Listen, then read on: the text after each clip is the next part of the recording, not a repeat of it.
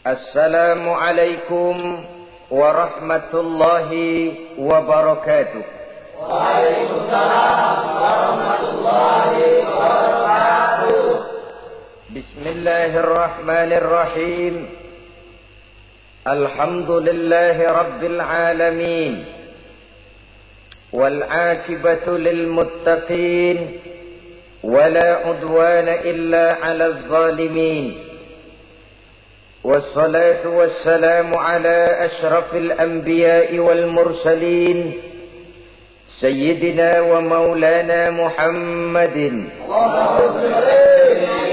وعلى آله وأصحابه المجاهدين الطاهرين أما بعد. Saudara-saudara kaum muslimin rahimakumullah,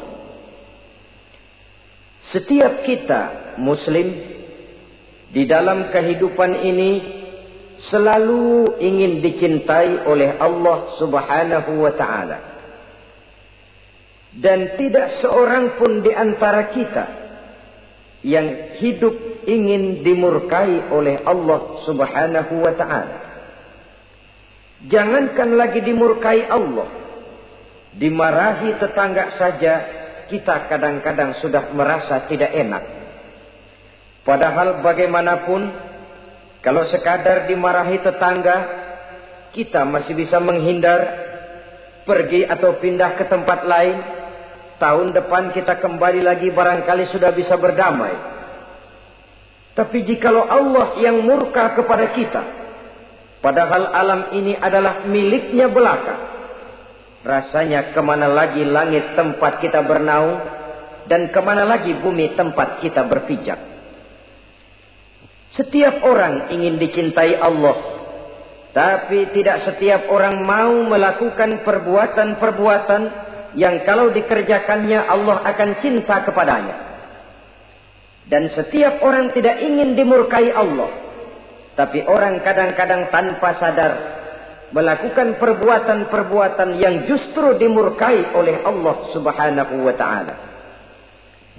Pada pertemuan kali ini ingin saya sampaikan kepada hadirin satu hadis qudsi di mana Allah Subhanahu wa taala berfirman melalui lisan Nabi besar Muhammad sallallahu alaihi wasallam, "Uhibbu thalathan wa hubbi li thalathin ashad." Aku cinta, kata Allah, kepada 3 macam golongan manusia, tapi aku lebih cinta lagi kepada yang 3 macam lagi. Jadi ada yang sekedar dicintai Allah, ada yang lebih lagi dicintai oleh Allah Subhanahu wa ta'ala. Siapa mereka? Mari kita ikuti satu persatu isi daripada hadis qudsi ini. Yang pertama, uhibbu ahlas sakha. Aku cinta, kata Allah, kepada orang-orang yang pemurah. Aku cinta kepada orang-orang yang ringan tangan, mempunyai kepekaan sosial yang tinggi, gemar menolong orang yang memang memerlukan pertolongan. Aku cinta kepada orang-orang yang semacam itu. Saudara-saudara kaum muslimin rahimakumullah, di zaman sekarang ini, seiring dengan makin tajamnya persaingan hidup, makin tingginya tensi ekonomi, antara tenaga kerja yang masuk pasaran dengan lapangan kerja yang tersedia jauh dari memadai, gaya hidup orang sumsumtip semakin individualis. Timbullah sikap hidup elu-elu, gua-gua. Kepekaan sosial mulai lentur dan luntur, tapi tidak terwujud di dalam kehidupan sehari-hari. Padahal agama mengajarkan Allah cinta kepada orang-orang yang bermurah tangan, gemar melakukan pertolongan, peka melihat penderitaan dan kesulitan orang lain. Adalah Allah melebihkan rezeki sebagian kita dari yang lain. Dimaksudkan untuk saling tolong menolong, bahu-membahu dan bantu-membantu. Sehingga dengan demikian, apa yang disabdakan Nabi dalam hadis, Ar-Rahimuna yarhamuhumur Rahman, irhamu ahlal ardi yarhamkum man fis sama. Orang-orang yang punya sifat belas kasih akan dikasihi oleh Allah Subhanahu wa ta'ala. Sayangi yang di permukaan bumi, nanti yang di langit akan sayang kepadamu, akan turun rahmahnya kepada kita bersama. Alangkah nikmatnya kehidupan ini, jikalau yang berkuasa menyayangi yang lemah lalu melindunginya, jikalau yang alim menyayangi yang awam lalu membimbingnya, jikalau yang kaya menyayangi yang miskin lalu mengulurkan tangan memberikan bantuannya, akan terciptalah rahmah dalam kehidupan. Tapi jikalau sebaliknya, yang berkuasa malah menindas dan menekan yang lemah, yang alim malah membodoh-bodohi yang memang sudah bodoh, sementara yang kaya menyantap yang miskin, akan terjadilah bala dan bencana dalam kehidupan. Bukan lagi rahmah yang turun, melainkan azab akan menimpa kita secara keseluruhan. Begitulah terdapat tirai halus yang memisahkan kita dari konsep ajaran agama kita yang luhur. Agama mengajarkan yadul ulya khairun min yadis sufla, bahwa tangan di atas lebih baik daripada tangan yang di bawah. Orang yang memberi lebih baik daripada orang yang menerima. Tapi yang kita praktekkan, kita selalu berada pada posisi tangan di bawah. Menjadi umat yang manja, yang lemah, padahal bukan tidak punya potensi. Tapi mungkin karena kita tidak pandai menginventarisir potensi. Kadang-kadang ada panitia pembangunan masjid, membangun masjid, meletakkan batu pertama, sekaligus jadi batu terakhir. Setelah itu la yamutu wa la yahya, hidup tidak kelihatan geraknya, mati pun tidak ketahuan kuburannya. Masjid impoten, pesantren terbengkalai, majelis taklim terlunta-lunta.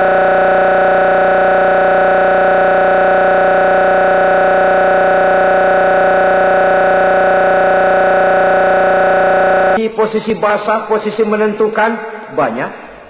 Secara jujur kita harus berkata, yang belum banyak ialah yang mau berbuat atas nama dan demi kepentingan agamanya. Kita juga bukan tidak punya potensi. Kita tidak pandai menginventarisir potensi untuk kepentingan dan kemaslahatan kita bersama. Saudara-saudara kaum muslimin rahimakumullah. Dengan demikian, kita bisa lihat dalam kehidupan sehari-hari, di masjid misalnya.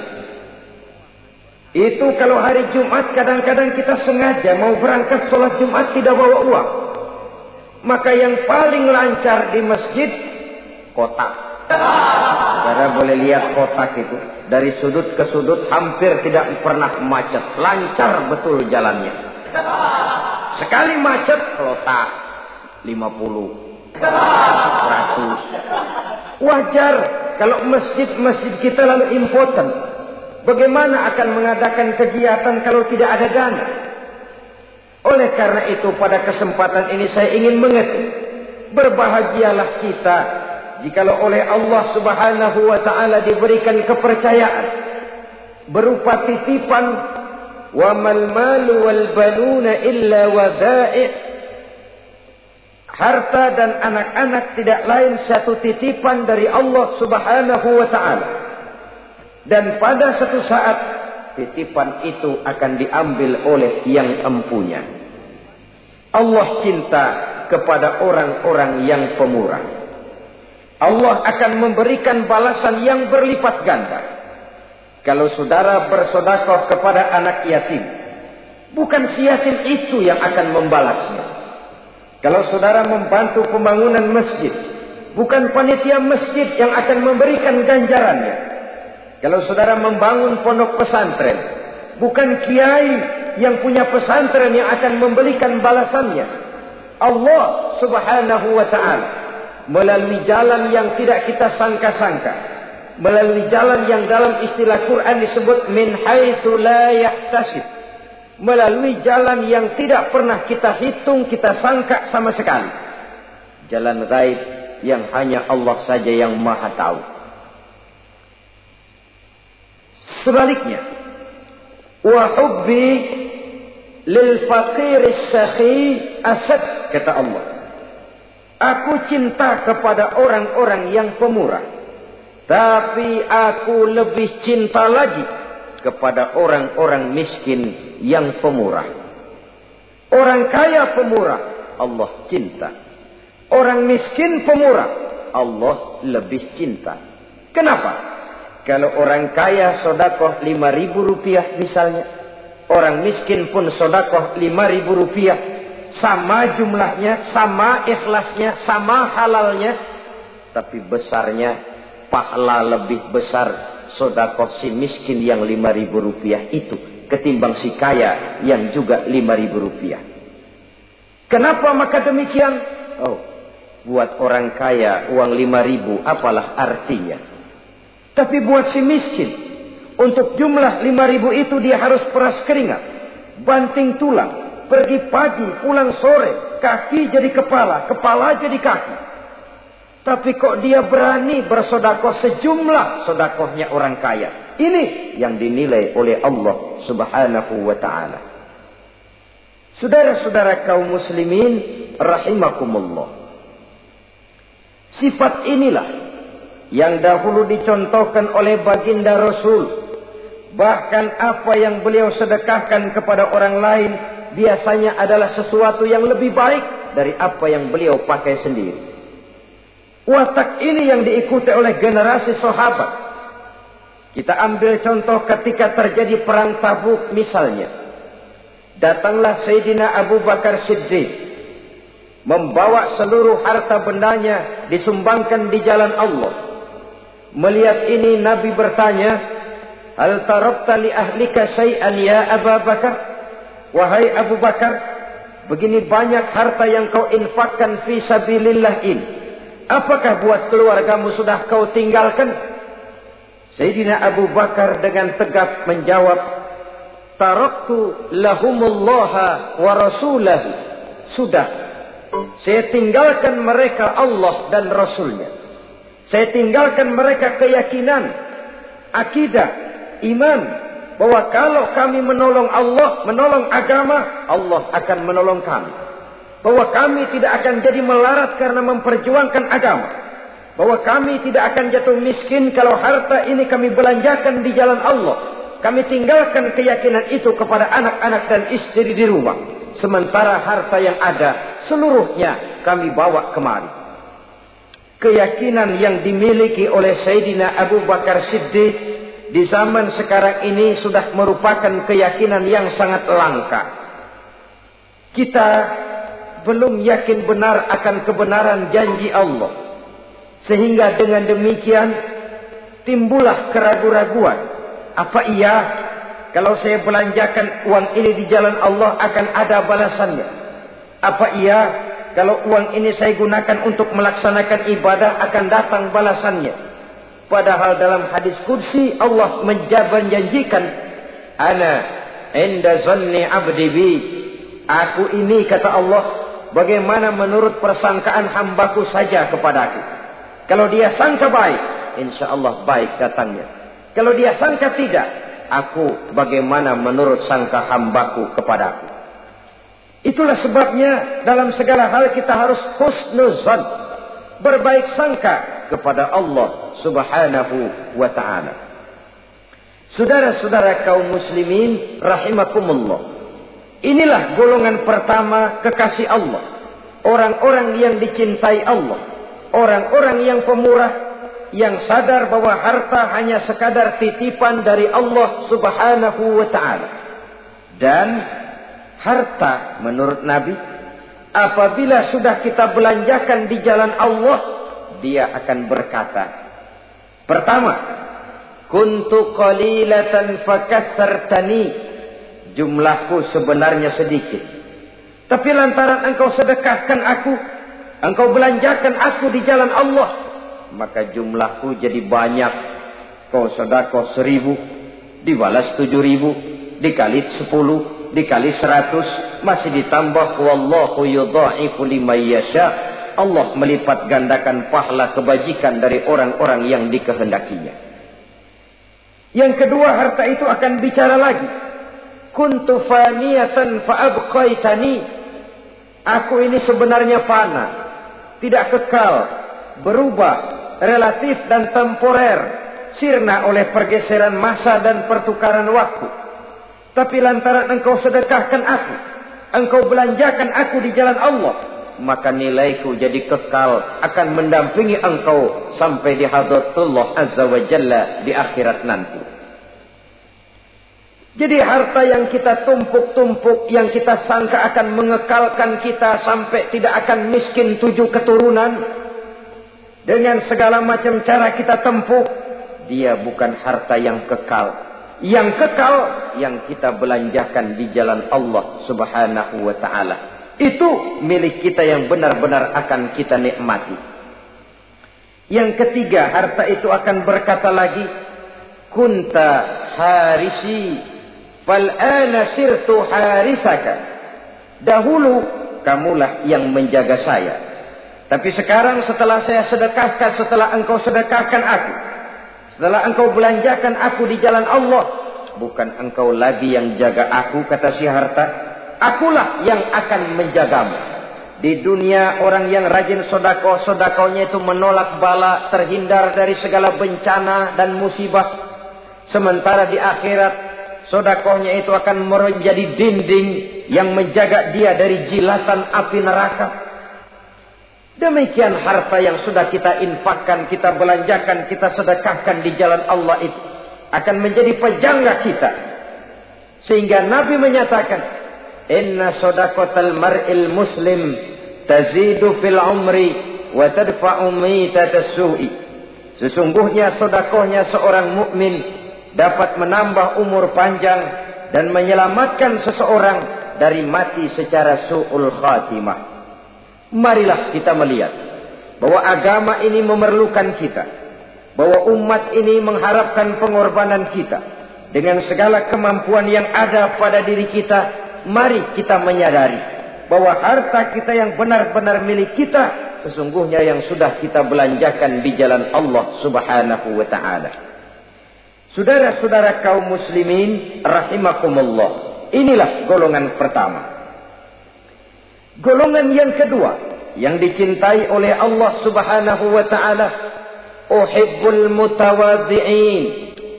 Aku cinta, kata Allah, kepada orang-orang yang rendah hati, orang-orang yang membawa ilmu padi, makin berisi makin merunduk, makin di puncak, makin sadar akan kelemahan dan keterbatasannya. Aku cinta kepada orang-orang yang rendah hati. Adalah satu sifat dari Rasulullah sallallahu alaihi wasallam yang diriwayatkan oleh Imam Abu Ja'far Al-Barzanji misalnya dalam rawi Barzanjinya, wa kana sallallahu alaihi wasallam syadidal haya'i wat tawadhu. Adalah Rasulullah sallallahu alaihi wasallam seorang yang sangat pemalu dan sangat rendah hati. Tawadhu, tidak melonjak menjadi angkuh dan sombong. Walaupun beliau adalah asraful anbiya wal mursalin, nabi dan rasul termulia, imamul muttaqin, imamnya orang-orang yang bertakwa, rahmatan lil alamin, diutus sebagai rahmah bagi seluruh alam, tapi tawaduknya demikian luar biasa. Ketika beliau terusir dari Mekah, kita bisa membayangkan meninggalkan kampung halaman, meninggalkan keluarga yang berbeda akidah, hijrah ke Madinah. Tapi pada lain kesempatan, ketika beliau dengan bala tentaranya masuk ke kota Mekah, dan orang-orang kafir Quraisy yang kita kenal dalam peristiwa Fathu Makkah itu, gentar hati mereka, sembunyi di dalam rumahnya masing-masing. Mereka masih ingat beberapa tahun yang silam, dikala Nabi Muhammad dan para sahabatnya dikejar-kejar, terusir dari Mekah hijrah ke Madinah. Sekarang Rasul kembali ke Mekah dengan segala keperkasaan bala tentaranya. Mereka berpikir, andai kata Muhammad mau saja membalas dendam, habis kita ini, habis, tidak akan tersisa. Dahulu dia kita caci maki, dahulu dia kita usir, dahulu dia kita kejar-kejar untuk kita bunuh. Sekarang kita tidak berdaya. Muhammad dengan perkasa, dengan bala tentaranya yang gagah sekarang masuk ke kota Mekah. Apa yang harus kita lakukan? Mereka menunggu dan menunggu. Dan Nabi dengan gagah masuk ke kota Mekah bersama bala tentaranya. Apa ucapan yang pertama beliau lontarkan? Pembalasan dendam? Tidak. Mencari orang-orang yang dulu mengejar, memusuhi, mengancam akan membunuhnya? Tidak. Beliau tidak teriak-teriak, mana itu Abu Jahal? Mana itu Abu Lahab? Mana itu Abu Sufyan? Mana itu dulu orang-orang yang memusuhi saya dan sahabat saya? Ayo keluar kalau berani, ha?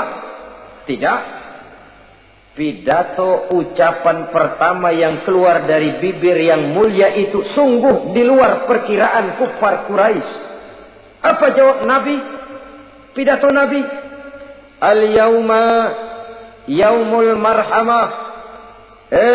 Tuan-tuan para Quraisy, tidak usah khawatir.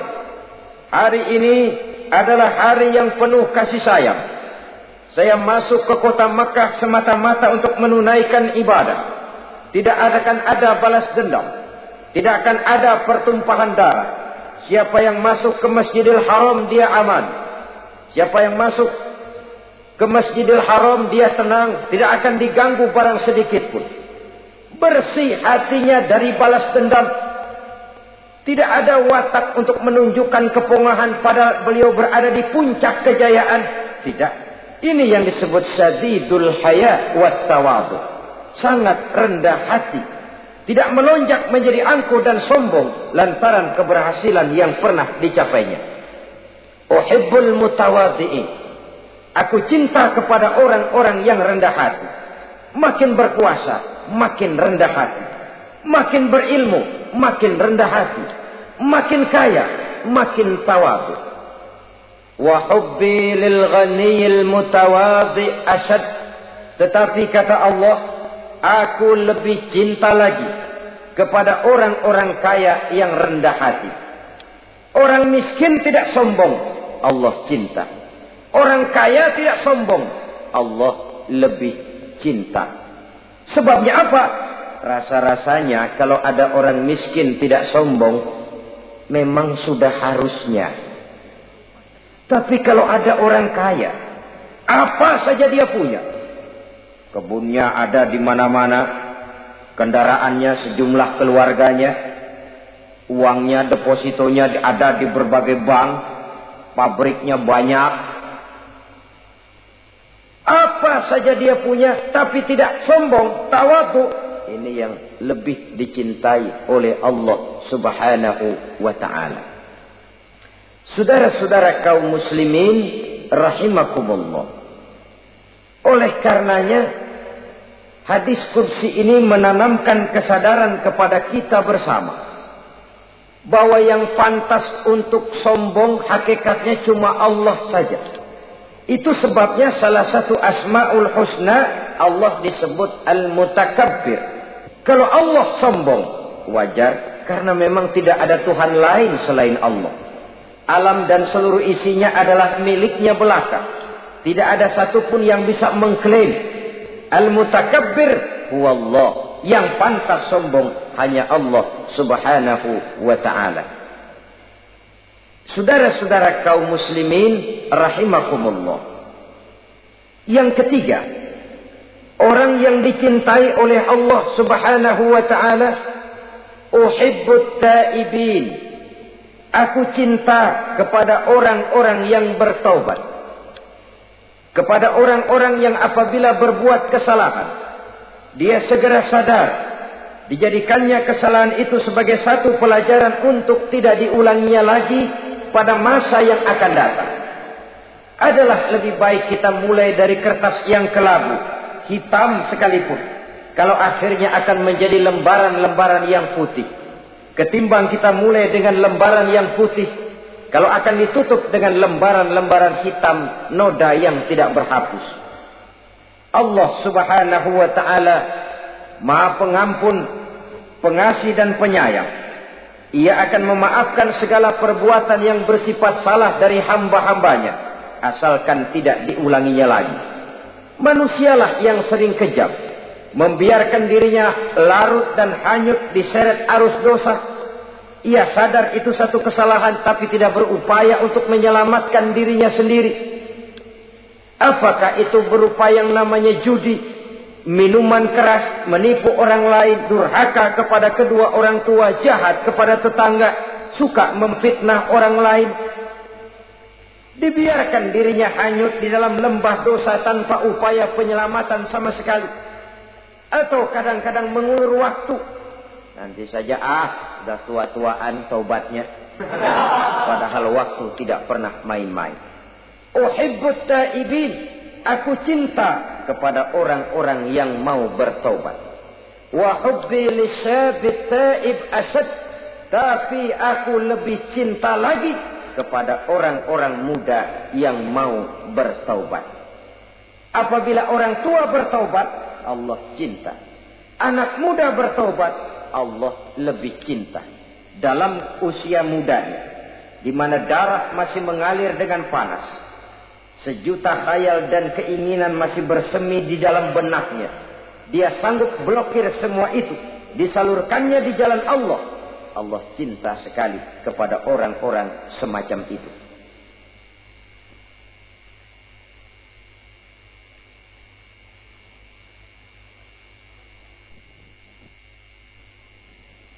Saudara-saudara kaum muslimin rahimakumullah.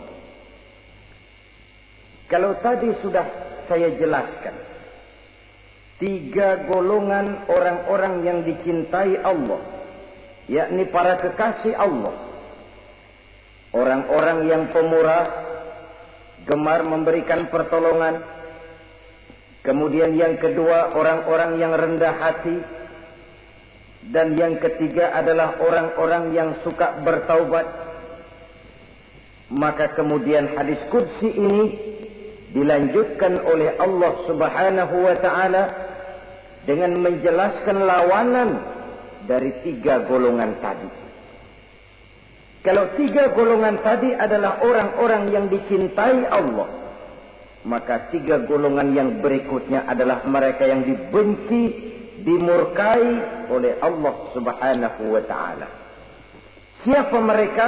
Jumlahnya juga 3, lawanan dari yang 3 tadi pertama. Yang pertama, saudara-saudara, abghadul bukhala, aku benci, kata Allah, kepada orang-orang yang bakhil, orang yang kikir, orang yang diberikan amanah berupa harta, lalu tidak tersentuh hatinya melihat kesulitan dan penderitaan orang lain. Tetangganya meratap dan merintih kelaparan, sementara ia dengan tenang berpangku tangan, padahal ada kelebihan rizkinya. Ia tahu kesulitan orang lain, tapi ia tidak berusaha mengulurkan tangan memberikan bantuan.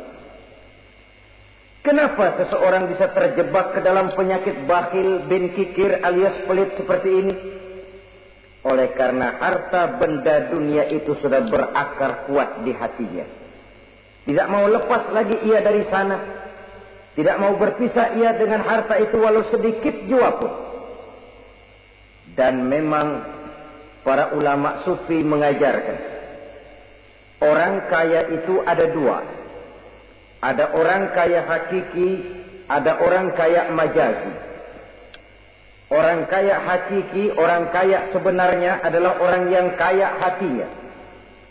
Luas cakrawala pandangannya, terbentang nuansanya, tidak cuplik melihat karunia yang diberikan Allah dalam kehidupan ini. Orang yang kaya hati, inilah orang kaya hakiki. Adapun orang kaya majazi adalah orang yang banyak hartanya tapi miskin hatinya. Hidupnya sudah melimpah tapi ia selalu merasa kurang. maka ia tidak pernah cukup. Posisinya sudah kaya, tapi ia masih merasa miskin, maka ia pun selalu miskin. Imam Ghazali rahimahullah memberikan contoh yang indah. Perjalanan hidup manusia sama dengan naik kapal laut yang besar menuju pulau bernama akhirat, mencapai pantai surga bahagia. Kapal ini akan singgah di satu pulau bernama dunia. Para penumpang diperbolehkan turun, tapi sebelumnya diingatkan lebih dahulu bahwa ini cuma sekedar tempat transit. Di dunia, di pulau yang bernama dunia, para penumpang boleh mengambil apa yang memang diperlukan untuk bekal dalam perjalanan. Tapi jangan lupa bahwa kapal akan melanjutkan perjalanan menuju kepulauan akhirat yang kekal dan abadi. Maka turunlah para penumpang ke pulau yang bernama dunia ini. Macam-macam tingkah lakunya ketika mereka menjejakkan kaki ke pulau dunia. Ada yang tetap sadar kepada pesan nakoda. Dia turun ke pulau yang bernama dunia, yang hijau, ranau, indah, memikat, mempedaya, mempesona. Tapi ia tetap sadar, ini cuma tempat transit. Ini cuma tempat persinggahan sementara. Bukan ini tempat yang akan saya tuju. Kapal akan segera berangkat. Saya harus bersiap-siap. Diambilnya apa yang diperbolehkan di pulau bernama dunia sebagai bekal menuju perjalanan akhirat. Dan setelah itu dia segera kembali ke kapal untuk melanjutkan perjalanannya. Ada pula penumpang yang lalai.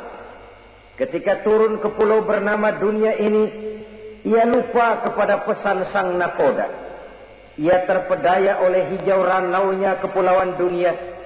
Ia terpikat oleh gemerlapnya kehidupan dunia.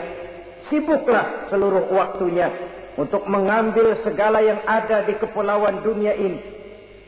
Ia menyangka bahwa ia sudah sampai kepada tujuan yang sebenarnya. Dikala peluit kapal berbunyi, pertanda kapal akan segera berangkat, rupanya baru sadar dia bahwa ini bukan tujuan yang sebenarnya. Ia berusaha kembali ke kapal, walaupun masih bisa ikut naik kapal, tapi sayang tempatnya sudah ditempati oleh orang lain. Inilah contoh dari orang-orang yang kehidupan dunia telah melalaikan mereka daripada tujuan akhirat. Yang lebih celaka adalah nasib penumpang ketiga. Mereka yang tertinggal sama sekali di kepulauan dunia ini. Mereka lah orang-orang kafir, orang-orang munafik, orang-orang musyrik. Bagi mereka surgalah dunia ini. Bila kehidupan dunia berakhir, berakhir pula lah surganya sampai di situ. Ia menyangka sudah sampai kepada terminal akhir, padahal cuma sekedar halte, tempat di mana kapal singgah sebentar saja untuk melanjutkan perjalanan menuju kepulauan akhirat yang kekal dan abadi. Saudara-saudara kaum muslimin rahimakumullah, orang-orang yang sadar bahwa dunia cuma sekedar satu tempat transit, maka kesadaran itu menggugah dia kepada keyakinan terhadap kalimat inna lillahi wa inna ilaihi raji'un. Segalanya datang dari Allah, segalanya akan kembali kepada Allah.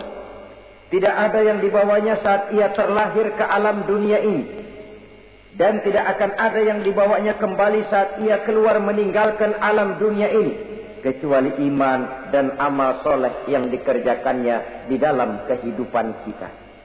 Bukan bakhil yang menyebabkan orang cepat jadi kaya. Bukan pemurah yang menyebabkan orang jatuh miskin dan bangkrut.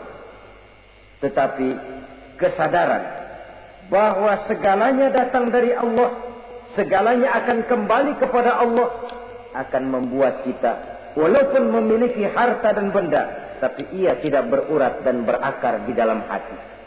Abghadul bukhala, kata Allah, aku benci kepada orang-orang yang bakhil. Kadang-kadang jangankan untuk orang lain, untuk kepentingan agama, dirinya sendiri saja tidak bisa menikmati kekayaannya. Kaya dia sebenarnya, tapi dia tidak sadar akan kekayaannya. Lebih celaka lagi, dia tidak tahu untuk apa kekayaan itu akan dipergunakan. Lahirnya mazhab materialisme, hidup serba cukup, serba ada, seperti yang kita lihat di negara-negara yang makmur, di Eropa bagian barat misalnya. Keluarga-keluarga jet set yang akhirnya bingung karena kebanyakan harta. Kalau kita di timur umumnya bingung karena tidak punya harta. Di sana orang bingung karena kebanyakan harta, mau diapakan harta itu. Akhirnya timbullah gaya hidup yang aneh-aneh. Membentuk klub-klub nudis terlepas dari pergaulan dunia ramai. Bergerombol tidur di goa-goa. Padahal rumahnya macam istana. Kamarnya 37, ada kolam renang, ruangan ber-AC. Kemana pergi mobil sejumlah keluarga. Dari merek-merek yang mewah, keluaran mutaakhir. Tidak puas mobil punya kapal pesiar, kapal laut. Tidak cukup kapal laut punya kapal pesawat terbang pribadi. Apa yang dimau uangnya bisa bicara. Tapi akhirnya lalu sampai kepada titik jenuh. Sampai kepada yang namanya frozen emotional attitude. Dan sikap bakhil inilah yang pada akhirnya mendorong seseorang untuk sampai kepada tingkat yang disebut tamak, rakus, serakah. Dan mental semacam ini tidak hanya membahayakan bagi pribadi yang punya watak, tapi juga bagi lingkungan, bagi masyarakat. Bahkan dalam skopnya yang luas, bagi pertumbuhan suatu bangsa, bagi pertumbuhan suatu negara. Sikap-sikap tamak, rakus, serakah, mau menang sendiri, mau kuasa sendiri, mau basah sendiri, mau kaya sendiri, persetan dengan orang lain, adalah sikap-sikap yang tidak saja bertentangan dengan ajaran agama kita, tapi juga bertentangan dengan falsafat dasar kehidupan bangsa kita, yakni Pancasila. Saudara-saudara kaum muslimin rahimakumullah. Lawanannya kemudian Allah menyatakan, wa bughdi lil ghaniyil bakhil asyad. Aku benci kepada orang yang bakhil, tapi aku lebih benci lagi kepada orang-orang kaya yang bakhil. Kalau orang miskin pelit, barangkali masih orang berkata pantaslah dia tuh pelit, miskin. Tapi kalau kaya, bakhil, kaya, pelit, rasanya orang menyayangkan. Apa saja dia punya, tapi bakhil, pelit, tidak sadar bahwa itu adalah amanah Allah yang suatu saat akan dimintakan pertanggungan jawab di padang mahsyar nanti. Inilah golongan pertama yang dibenci oleh Allah Subhanahu wa ta'ala. Golongan yang kedua, abghadul mutakabbirin. Aku benci kepada orang-orang yang sombong. Baik sombong oleh karena kekuasaan, kekuatan, wewenang, jabatan. Baik sombong oleh karena ilmu pengetahuan, skill, keahlian, kemampuan. Baik sombong oleh karena harta benda dan kekayaan. Sombong dalam segala bentuknya tidak disenangi oleh Allah Subhanahu wa ta'ala. Inilah yang saya maksud tadi dengan membawa ilmu padi seharusnya. Semakin berisi, semakin merunduk. Sebab pepatah orang-orang tua kita bilang, air beriak tanda tak dalam, tong kosong bunyinya nyari. Orang belajar silat kalau baru dapat 2-3 jurus memang genit, bukan main. Sesuatu yang barangkali sudah lumrah dalam kehidupan. Tapi yang diajarkan oleh agama, abghadul mutakabbirin, aku benci kepada orang-orang yang sombong. Al-Quran syarat dengan contoh-contoh, baik dari perjalanan sejarah, baik dari perjalanan para hidup para nabi dan para rasul, seluruhnya merupakan tamsil, contoh dan ibarat bagi kita bersama. Fanzuru kaifa kana akibatul mukazzibin. Fanzuru kaifa kana akibatul mujrimin. Berjalanlah kamu di permukaan bumi, lihat bagaimana akibat yang diderita oleh para pendusta.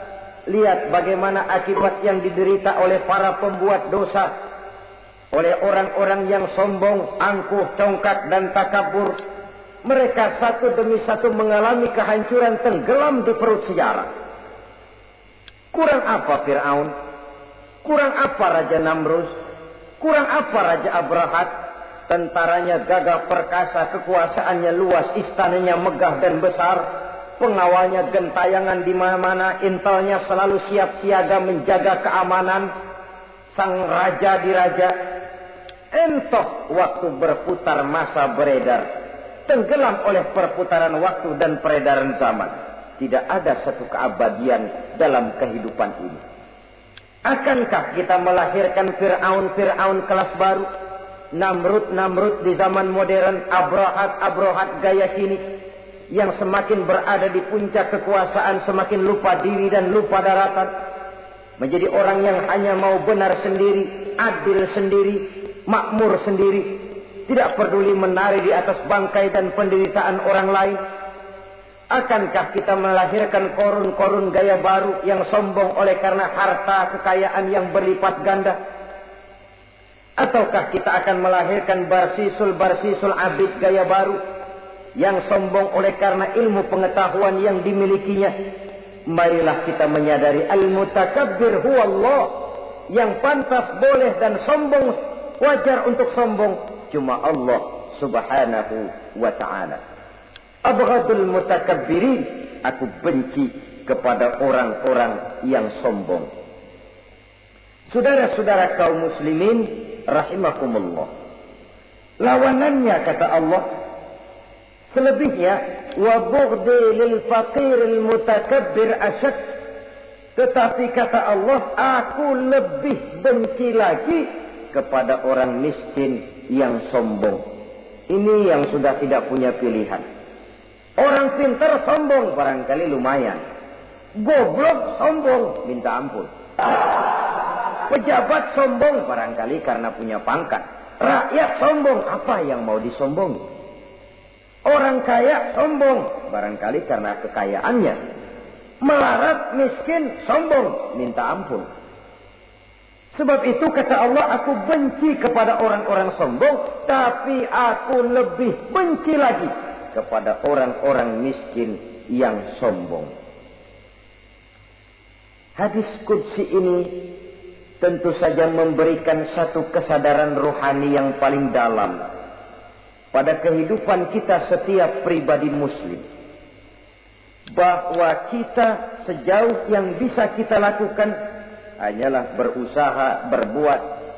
Kita terikat oleh sunnatullah, kata kita orang beragama, hukum alam, kata para ahli alam, natural of law katanya.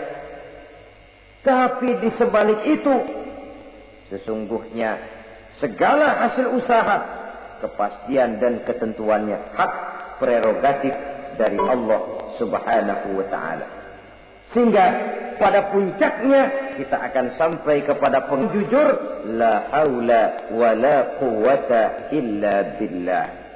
Tidak ada daya kita, tidak ada kekuatan kita kecuali apa yang memang telah diberikan Allah. Dialah sumber daya, sumber gerak, sumber seluruh kekuatan. Dan kita manusia hanya mencapai itu kalau dikaruniai oleh Allah subhanahu wa ta'ala. Sewajarnya, makin bertambah ilmu, makin sadar kita akan kebodohan kita. Seperti yang diucapkan oleh Al-Imam Syafi'i rahimahullah, setiap tambah ilmuku, bertambah taulah aku akan kebodohanku. Sewajarnya, semakin bertambah harta kita, semakin sadar kita akan kemiskinan kita. Semakin bertambah tinggi pangkat dan jabatan kita, semakin sadar kita dari mana kita datang, kemana kita akan pulang, dan di mana kita akan berada sekarang. Dengan kata lain, ilmu itu harta itu, pangkat dan kedudukan itu sesuatu yang perlu dan perlu. Tapi bukan sebagai tujuan. Semuanya cuma sekedar alat. Tujuannya apa? Jangka panjang di akhirat untuk mencapai ridho Allah. Jangka pendek di dunia ini harus menjadi rahmatan lil alamin. Bagaimana ilmu itu jadi rahmah bagi lingkungan. Bagaimana kekuasaan itu jadi rahmah bagi lingkungan. Bagaimana harta itu jadi rahmah bagi lingkungan. Berfungsi sosial untuk kebersamaan di dalam kehidupan ini. Saudara-saudara kaum muslimin rahimakumullah. Inilah golongan kedua yang dimurkai oleh Allah Subhanahu wa ta'ala. Golongan yang ketiga, abghadul fasaq.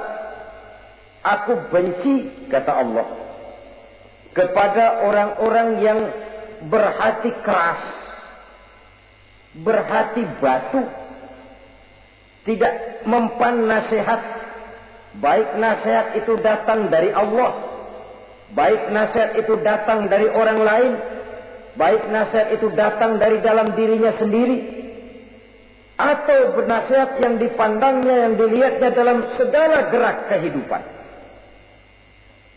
Satu hari bahkan beberapa sahabat pernah menghadap Rasulullah sallallahu alaihi wasallam.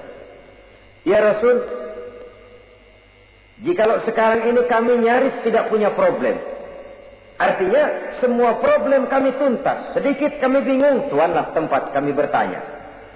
Kami tidak mengerti hukum, Tuan tempat kami meminta fatwa. Kami ingin mendapat petunjuk, kepada Tuan kami mengadu. Tapi nanti kalau suatu saat Tuan telah berangkat meninggalkan kami ya Rasulullah, menghadap Allah Subhanahu wa ta'ala, tinggallah kami hidup tanpa bimbingan Tuan. Kemana lagi kami harus minta nasihat? Baginda Rasul senyum. Kemudian beliau menjawab, taraktu lakum nasihataini. Kamu tidak usah khawatir. Kalaupun pada satu saat nanti aku berangkat meninggalkan kamu semua, kembali menghadap Allah Subhanahu wa ta'ala, kamu tidak perlu bingung. Tempat kamu minta nasihat ada, tempat kamu bertanya ada, tempat kamu minta fatwa dan kepastian hukum ada. Taraktu lakum nasihataini. Aku tinggalkan untukmu dua macam nasihat. Pertama, yang aku tinggalkan kepadamu itu nasihat yang pandai bicara. Yang kedua, yang aku tinggalkan kepadamu itu nasihat yang diam saja. Sahabat lalu bertanya, kalau nasihat yang bisa bicara itu apa ya Rasul? Beliau menjawab, Al-Quranul Karim. 6.666 ayat, 30 juz, 114 surah, seluruhnya nasihat bagi umat Islam. Apapun yang akan kau kerjakan, kemanapun kau akan pergi, bertanyalah kepada Al-Quran, minta nasihatnya. Bertanya langsung? Tentu tidak. Bertanya kepada Al-Quran artinya fas'alu ahla dzikri in kuntum la ta'lamun. Jikalau kamu memang tidak mengerti, bertanyalah kepada yang mengerti. Yang mengerti Al-Quran tentu tidak lain para ulama, para kiai, para asatiz, guru-guru yang mengasuh kita di majelis taklim. Nasihat yang pandai bicara, Al-Quranul Karim. Kemanapun saja kaki akan kita langkahkan, ke arah manapun bumi yang akan kita tuju, mintalah lebih dahulu nasihat Al-Quranul Karim. Usaha apapun yang akan kita lakukan, mintalah nasihat kepadanya. Itu nasihat yang pandai bicara. Lalu sahabat bertanya lagi, kalau nasihat yang diam saja itu apa ya Rasul? Beliau menjawab, nasihat yang diam saja itu maut. Diam saja dia, tidak bicara, tapi pasti datangnya. Dan itu jadi nasihat. Kalau sekarang kau menyolatkan orang lain, apa tidak mungkin besok kau disolatkan orang? Kalau hari ini kau antar jenazah temanmu ke liang lahat, entah tahun depan, bulan depan, minggu depan, entah 5-10 tahun yang akan datang, bukankah kau yang akan diantar ke liang lahat? Kau tengoklah temanmu itu. Matanya masih ada tapi sudah tidak sanggup lagi melihat. Jangankan melihat, digerakkan saja pun sudah tidak bisa. Telinganya belum kemana-mana tapi sudah tidak mampu lagi mendengar. Kakinya masih cukup tapi sudah tidak mampu untuk dipakai berjalan. Tangannya masih ada tapi tidak ada lagi yang bisa dipegangnya. Apa yang kurang kalau sudah demikian? Kau tumpuk harta kekayaan untuk 7 turunan, kau sangka kau tidak akan mati karena itu. Kau ingin selalu berada di puncak padahal hidup ini mendaki dan menurun. Ini seluruhnya merupakan nasihat. Orang yang hatinya keras tidak mempan nasihat yang datang dari Allah, Quran dan maut. Nasihat yang datang dari orang lain, kadang-kadang diberikan nasihat, lebih pandai dia berkilah, lebih pandai dia berkelit, lebih pandai dia berjawab. Orang yang memberi nasihat baru bicara 1, dia sudah 10. Nasihat yang datang dari orang lain tidak juga bisa menyentuh hatinya. Atau nasihat yang timbul dari dalam dirinya sendiri.